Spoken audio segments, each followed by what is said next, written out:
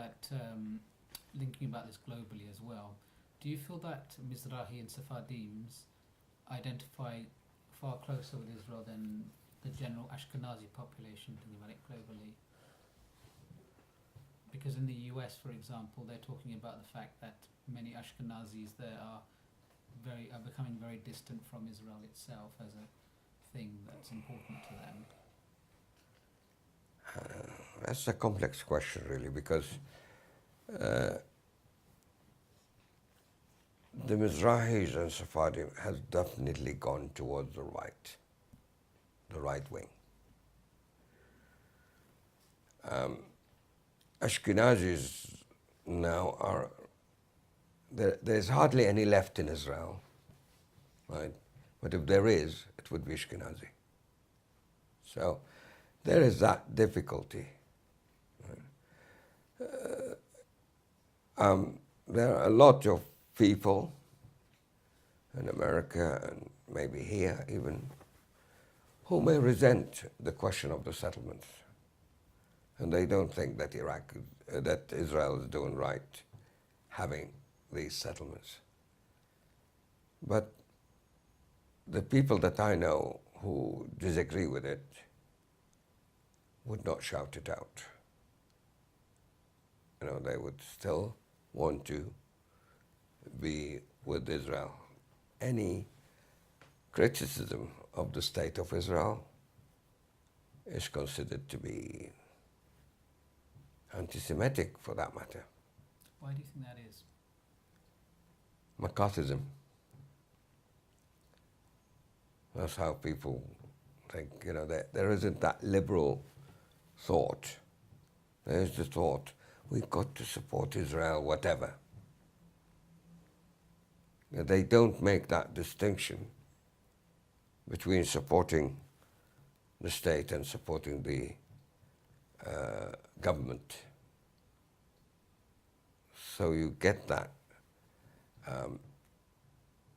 If you disagree with the state, just don't say it loud. You know, we'll talk between us, but don't go telling others about it.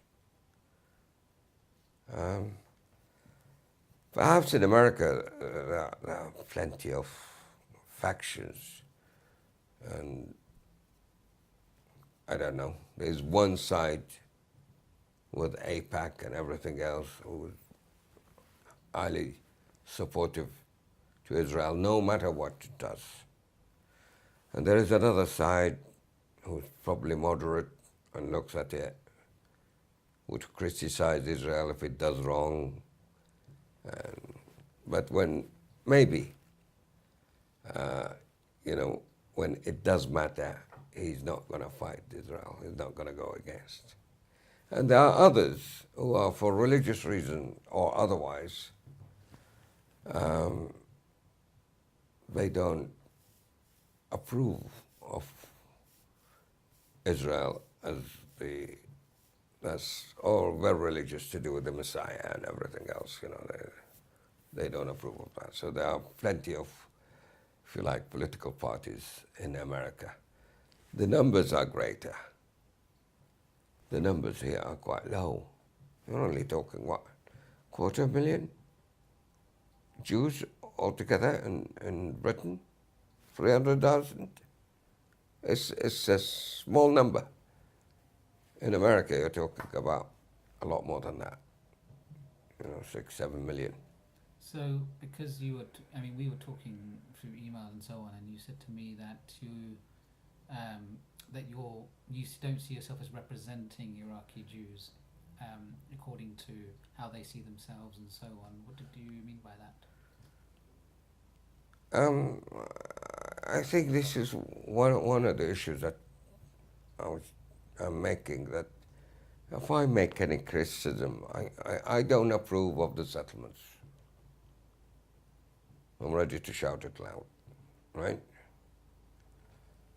They would not accept that from me, and that is not the general feeling. They may not even approve, but that's a secondary issue. That doesn't matter, yeah, you know. So what happens if you do this, if you say it quite loudly? I do say it loudly. So what has happened to you then? Well, it's not looked at favorably. You know, depends where I say it. If I say it in public or not in public, that's not acceptable. Oh, you may get, oh yeah. We don't really approve, but but we got to look after our security, or they will come up with some excuses. But why don't you? Because we were talking earlier about very high, even for many who live in this country, very high identification with the state of Israel. Why, for you personally, do you not have this identification? I never lived there. I never went there.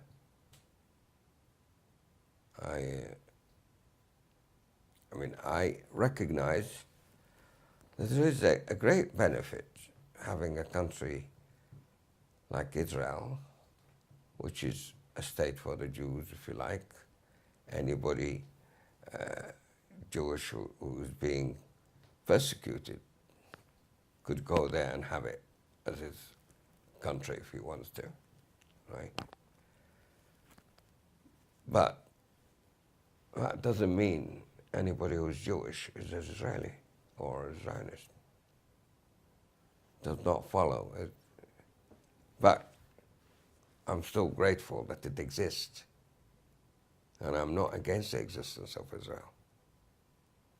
I'm not against Zionism as a principle when it first turned out. But that has changed a lot. Even the word has got different connotations now from what it was originally. It's a lot more than establishment of a home for the Jews now. The meaning differs completely. So we're going to wrap up now, so just two more questions. So what would you want other people to know, say Londoners or whoever, the world generally, what do you want them to know about Mizrahi and Sephardim? Well, I personally,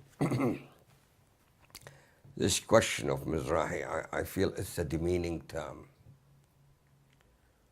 You know, it's bringing everybody from the East. Well, people from Morocco are not from the East.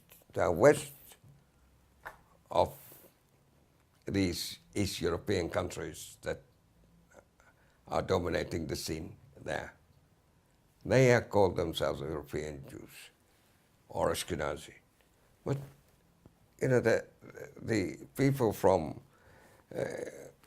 West Africa are a lot west than they are.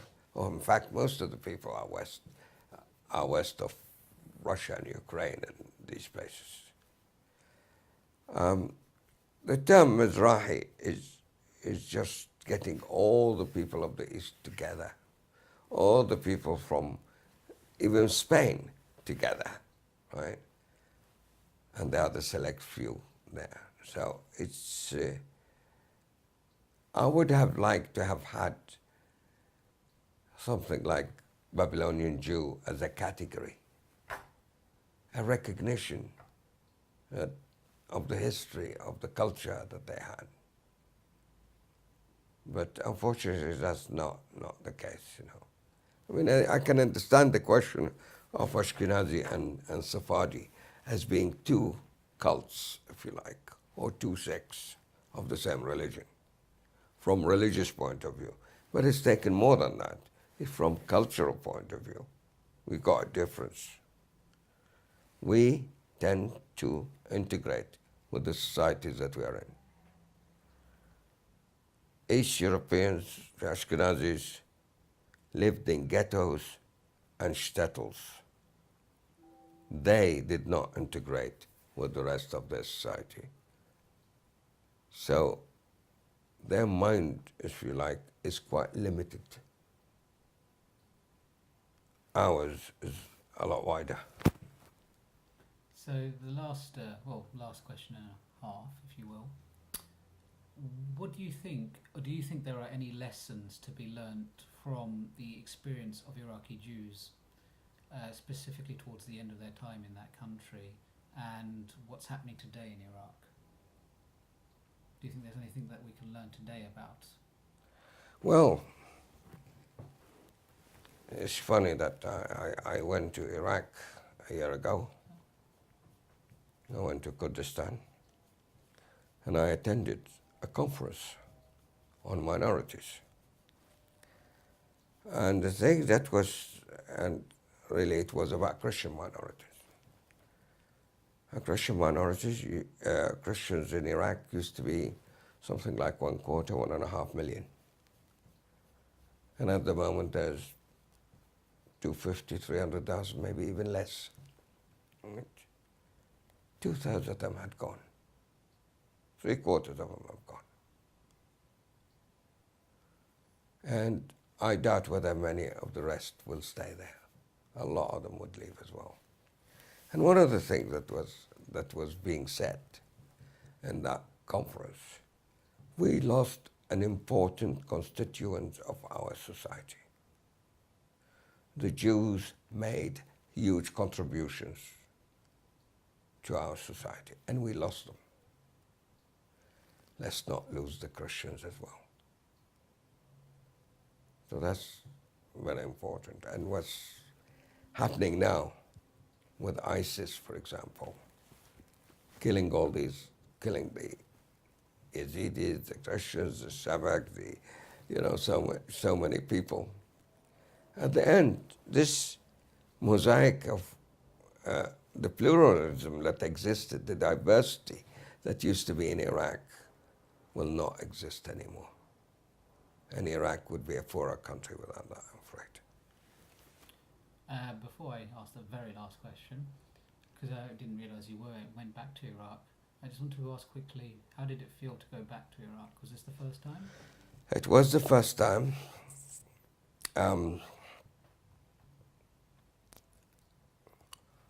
I went to Erbil, which is not really where I come from.